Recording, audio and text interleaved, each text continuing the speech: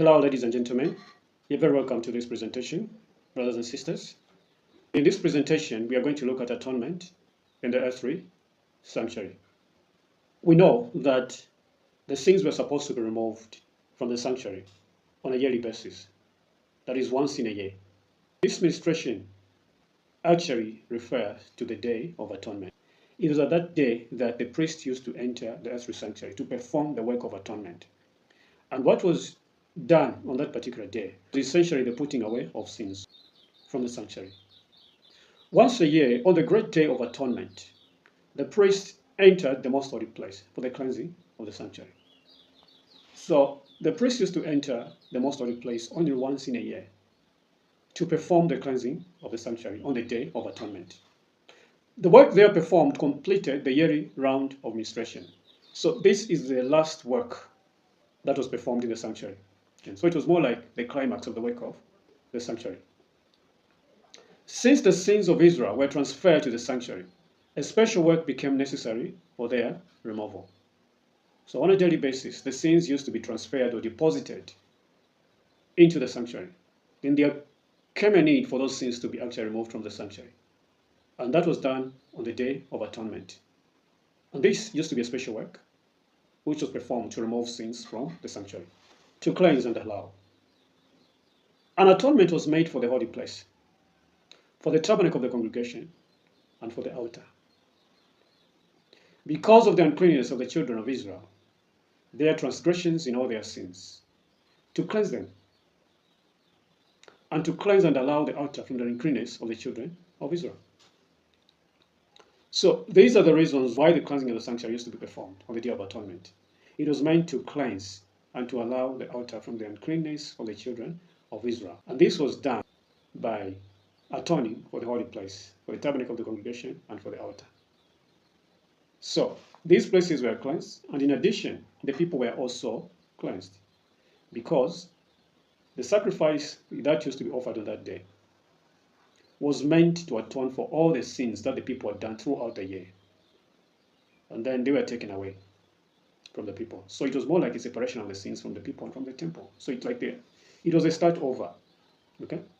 They're starting over in their lives. So everything had been forgotten, and now they're starting over their lives. For the Lord and for the scapegoat.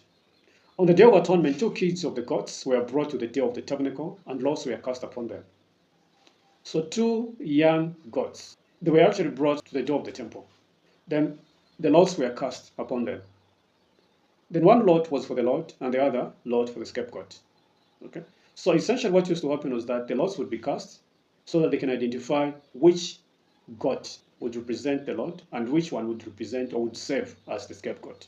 So that was the essence of the casting of the lots. It was just for the purpose of identifying which one represents the Lord, that is of the 2 goats, and which one will serve as a scapegoat. The lot for the Lord. The goat upon which fell the lot for the Lord was to be slain as a sin offering for the people. So the one which was identified as representing the Lord was slain. It was slaughtered as a sin offering for the people. And the priest was to bring his blood within the veil. The priest would bring his blood inside the temple and sprinkle it upon the mercy seat and before the mercy seat. He would take the blood and sprinkle it upon the mercy seat, because at this day he entered the most holy place. So he could sprinkle the blood upon the mercy seat, which was located in the most holy place of the earthly sanctuary. The blood was also to be sprinkled upon the altar of incense. That was before the veil. So even the altar of incense had to be sprinkled with blood to cleanse it. Okay? And it used to be before the veil. The scapegoat. And Aaron shall lay both his hands upon the head of the live goat. We're talking about the scapegoat here. So this was not slaughtered.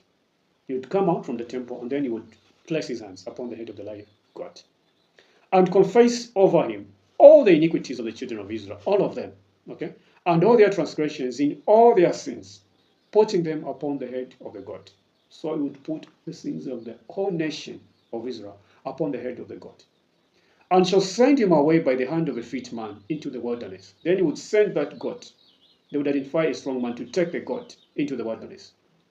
And the goat shall bear upon him all their iniquities unto a land not inhabited. So the goat used to be taken very far away, where you wouldn't find human dwellings. That is where they would go and leave that goat, abandon it there, and then he would come back,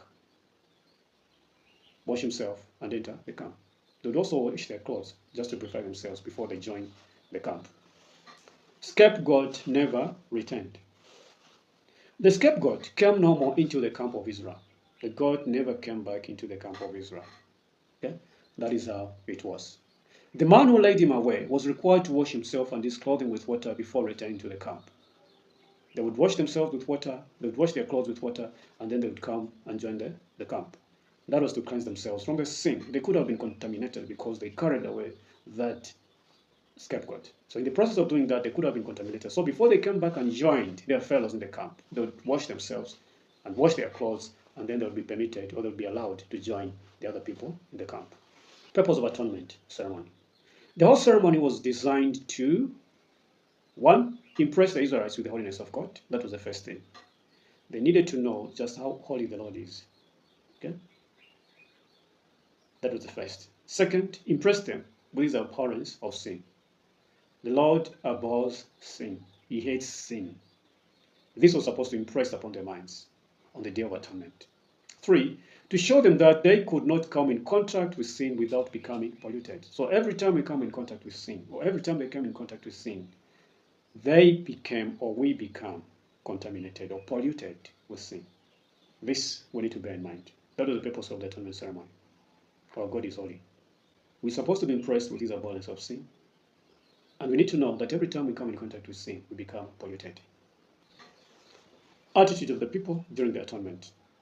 Every man was required to afflict his soul while this work of atonement was going forward.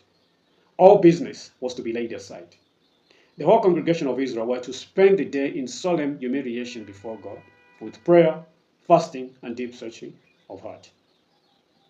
This is what used to happen on the Day of Atonement.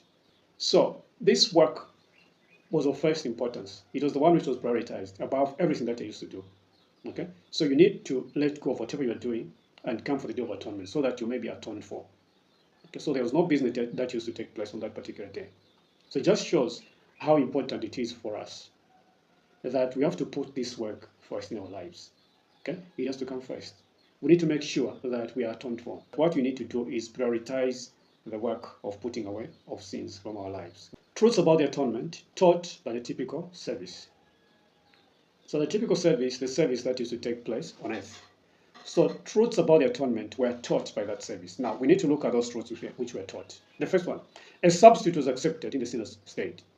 Instead of the sinner themselves suffering the pain, suffering death for their sins, actually there was a substitute that was accepted. They used to come to sacrifice, which used to represent them. Okay, it took their place. 2, sin was not cancelled by the blood of the victim. So the sin still remained in the sanctuary. After the animals were sacrificed, were offered on a daily basis, the sin still remained where? In the sanctuary. So the sin was not cancelled by the blood of the victim or the sacrifice. It remained in the temple. A means was provided by which sin was transferred to the sanctuary. So that was just a means by which sins were transferred into the sanctuary. And that was through the blood of the sacrifice. So when the priest took the sacrifice or the blood of the sacrifice into the sanctuary, then it means that there was a transfer of sin into the sanctuary or the temple. By offering blood, the sinner acknowledged the authority of the law, confessed his guilt in transgression, and expressed his desire for pardon through faith in a Redeemer to come. So this is what it taught. We acknowledge the authority of the law. If we say we've sinned, then it means that we know the law exists. Because you can't sin where there is no law. You do not know what you're supposed to do. So it is the law actually which tells you that you've actually sinned. It points you to which particular commandment you've transgressed. And then you know that there's a law. You recognize the authority, you acknowledge the authority of the law. Confess his guilt in transgression. Then you have to confess. You say that I have transgressed. Okay? You have to know that you've abrogated the law. And express his desire for pardon through faith in the Redeemer to come. So we have to express our desire for pardon through our Lord Jesus Christ, who is saving even in the heavenly sanctuary yet now. Okay? The sinner was not entirely released from the condemnation of the law. But even as that was done, we are not entirely released from the condemnation of the law. We still have to be condemned every time we sinned. This law still has to do its work. It has to serve as a mirror to us. It has to show us where we've made a mistake. And then it's up to us now to go to Jesus so that we may be cleansed. so that we may be purified, we may be forgiven of our sins. Okay? So, we are not entirely released from the condemnation of the law until such a time when the sins will be eliminated from the temple and they'll be placed upon the devil. Then people are going to be released. Important truths about the Day of Atonement. On the Day of Atonement, the high priest went into the most holy place with the blood of the sin offering. So he went into the holy place, the most holy place, with the blood of the sin offering, after they've slaughtered it, of course. He sprinkled it upon the mercy seat, directly over the law to make satisfaction for his claims. I think we need to know that the law demanded the life of the sinner, so he had to sprinkle the blood upon the law, okay, upon the mercy seat, directly over the law, to make satisfaction for his claims. In his character of mediator, he took the sins upon himself and bore them from the sanctuary.